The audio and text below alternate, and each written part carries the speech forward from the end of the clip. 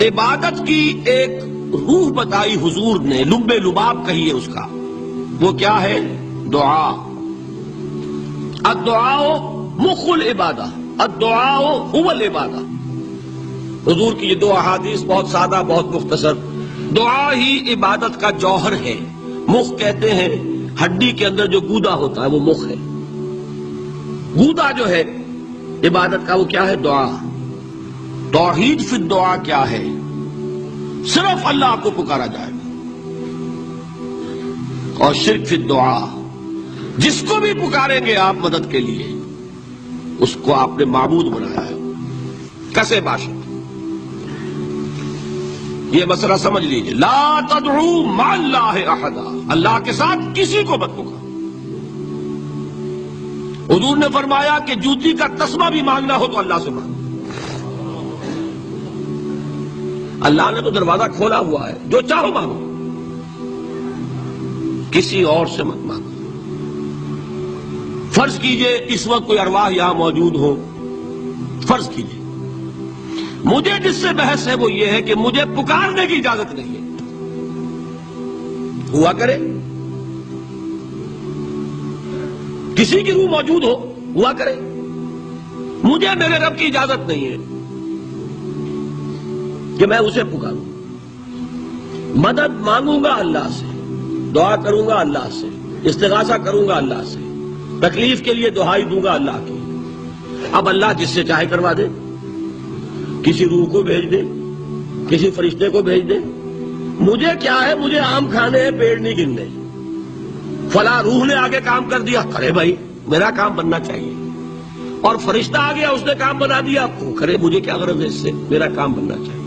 میرا مسئلہ یہ ہے کہ مجھے پکارنا ہے صرف اللہ۔ اللہ کو اس کی بھی قدرت ہے کسی کو نہ بھیجے، نہ کسی روح کو بھیجے، نہ ملائکہ کو بھیجے، بغیر کسی کے جو چاہے کر دے۔ اللہ کا مرضی ہے، وہ چاہے کسی روح کو بھیج دے، کسی فرشتے کو بھیج دے، مجھے اس سے غرض ہی کوئی نہیں۔ مجھے تو اپنی تکلیف کا دور ہونا مطلوب ہے، اس کے لیے میں پکاروں گا۔ سمجھ رہے؟ دیکھیے میں سادہ ترین کر رہا ہوں مسئلہ۔ عبد القادر جیلانی کی روح یہاں ہے یا نہیں؟ حضور کی روح انور یہاں ہے یا نہیں؟ یہ تو علمی مسئلہ ہو گیا نا۔ یہ فرشتے یہاں ہیں کہ نہیں؟ کوئی اختلاف ہے؟ میں پکار سکتا ہوں اسے کہ بھائی ذرا میرا کام کر دینا ہے؟ یہ کروں گا تو شرک۔ موجود ہیں کرامن کاتبین ہے کہ نہیں؟ موجود ہونا نہ ہونا یہ مسئلہ علمی۔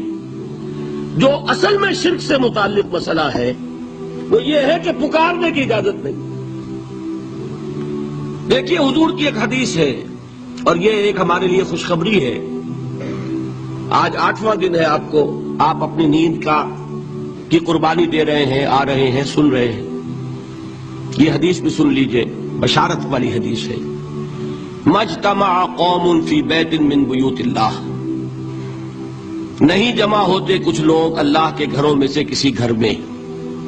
اس کا مصداق اول تو مسجد ہوگی، لیکن تقریباً تمام محدثین نے مانا ہے کہ صرف مسجد تک محدود نہیں ہے، سب گھر اللہ کے ہیں۔ یہ جگہ کس کی ہے؟ تو عام ہے یہ چیز، لیکن مسجد کا ہوگا تو وہ مصداق اول ہو جائے گا۔ مجتمع قوم فی بیت من بیوت اللہ یتلون کتاب اللہ ویتدارسونہ بینہم، کام کیا کر رہے ہوں کہ اللہ کی کتاب پڑھ رہے ہوں، وہ سمجھ رہے ہوں، سمجھا رہے ہوں، تو کیا ہوتا ہے؟ الا نزلت علیہم السکینہ، ان پر اللہ کی طرف سے سکینت کا نزول ہوتا ہے۔ وغشیتہم الرحمہ، رحمت خداوندی انہیں ڈھانپ لیتی ہے۔ وحفتہم الملائکہ، فرشتے ان کے گرد گھیرا ڈال لیتے۔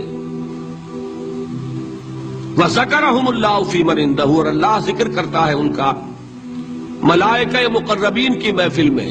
دیکھو تم کہتے تھے یہ انسان بڑا گھٹیا ہے، میرے وہ بندے اس وقت میرے گھر میں جمع ہے صرف میرے کلام کو سمجھنے کے لیے۔ اللہ فخر کرتا ہے، ذکر کرتا ہے اللہ۔ اس محفل میں فی من اندہو تو فرشتے ہیں کہ نہیں؟ ان فرشتے کو پکار نہیں سکتے۔ اگر آپ نے یا جبرائیل میرا یہ کام کروا دو، تکلیف میری رفع کر دو کہا اور شرک ہوا، یا میکائیل اور یا اسرافیل۔ اسی طرح اگر آپ نے کسی اولیاء اللہ کے ارواح میں سے کسی کو پکارا، اسی طرح اگر آپ نے انبیاء کو پکارا، جس کو بھی پکارا وہ شرک ہو جائے گا۔ پکارنے کی اجازت نہیں ہے، پکارو صرف اللہ کو، اللہ جس کے ذریعے سے آپ کا کام کرائے اس کا اختیار ہے۔ ندا لغیر اللہ، اللہ کے سوا کسی اور سے دعا، کسی اور سے استغاثہ، استدعاء، استمداد، یہ استعانت، یہ ہے اصل میں شرک۔